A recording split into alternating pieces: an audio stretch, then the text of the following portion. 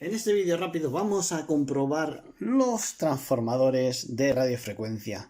¿Cómo comprobarlos? De una manera sencilla, con un oscilador y un inyector de señal. Es fácil. Esto es un transformador de radiofrecuencia de 3 terminales. Tiene una bobina con 2 terminales y otra bobina con un terminal medio. ¿Cómo los puedes comprobar? Muy sencillo.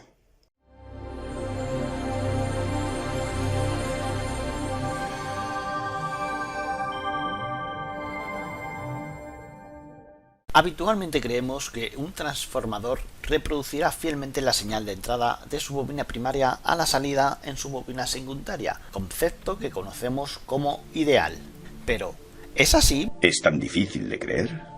Los transformadores se diseñan de acuerdo al funcionamiento que se le van a dar. Los transformadores reductores o elevadores se diseñan, por ejemplo, para que se reduzca o eleve la tensión de la red eléctrica, por lo que su diseño es específico aprovechando los fenómenos magnetoeléctricos. Sin embargo, en los transformadores de radiofrecuencia la cosa cambia, porque no están diseñados para reducir o elevar la señal de entrada, sino más bien para adaptar o acoplar la señal de entrada y que se reproduzca a la salida. Y esto puede ser un problema a la hora de reproducir señales, ya que estos transformadores están especialmente diseñados para trabajar en frecuencias mucho más altas que las frecuencias a las que trabajan los transformadores reductores.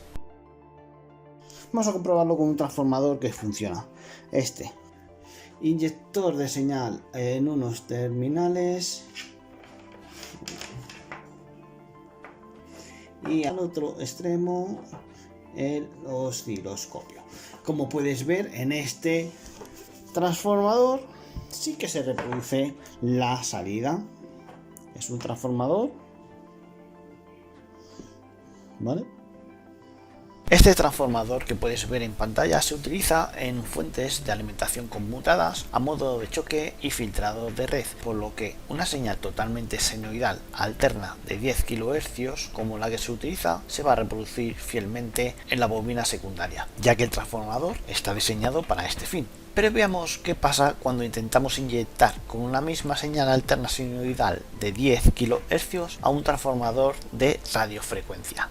Pongo en los terminales de la bobina de 2 terminales el inyector de señal con una corriente alterna, una señal de 10 kHz, y conecto el osciloscopio en la otra bobina.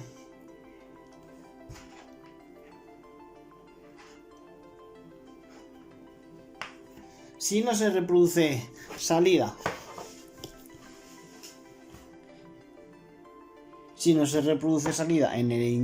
el osciloscopio, eso es que el transformador de radiofrecuencia está abierto. ¿Puede ser posible esto? Sí, puede ser posible. Bien, vamos a comprobar por el método de la resistencia. Vamos a comprobar la resistencia de la bobina 1 y de la bobina 2. Si nos da resistencia, si nos marca valores, eso es que el transformador está bien. Para ello pones en un terminal una pinza de los metros y en el otro terminal la otra pinza.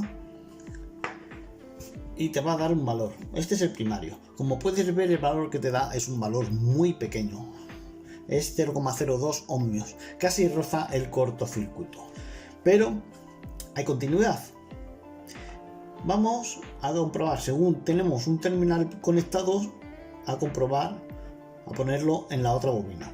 Con esto nos vamos a garantizar de que no exista cortocircuitos en las bobinas. Vale. Al no haber cortocircuito ya podemos comprobar la resistencia en la segunda bobina, en la continuidad. Como puedes ver, la segunda bobina, el secundario, es un poquito mayor. Esto se debe a que tiene un mayor número de espiras también.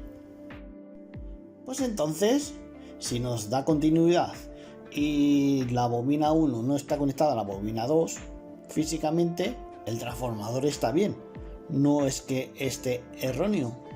Entonces, ¿por qué no se reproduce la señal del generador de señal a la salida? Pues te lo voy a explicar.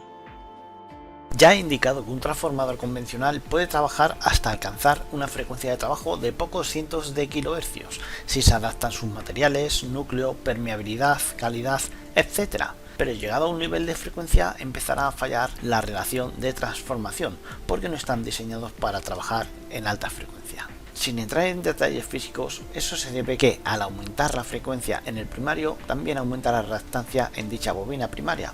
Los efectos de la autoinducción son demasiado grandes como para que no generen tensiones inversas que contrarrestan a la original y deforman la señal de entrada y por lo tanto afectan a su salida.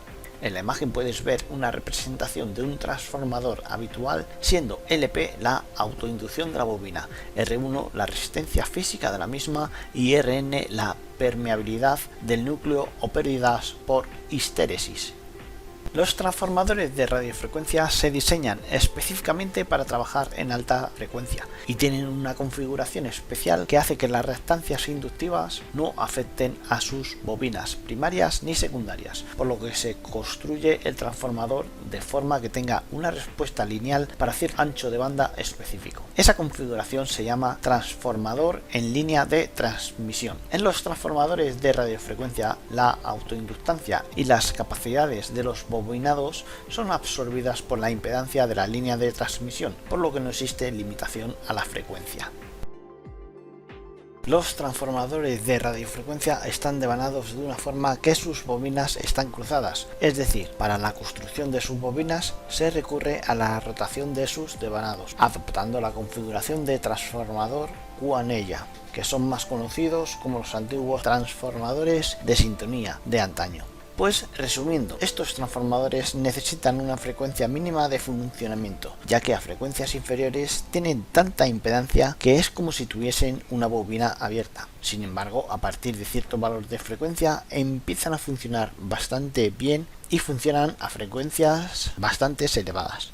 Observa, aquí tengo a 1000 kHz seleccionado la frecuencia, ¿vale? Tengo conectado el osciloscopio y el generador de señal al transformador. A 1000 kHz, una forma de onda sinoidal simplemente. A 1000 kHz no se muestra señal, pero si yo subo 1000 kHz más, ya se muestra.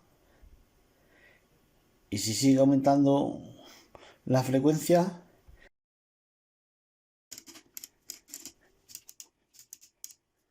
que tengo que bajar los voltios por división.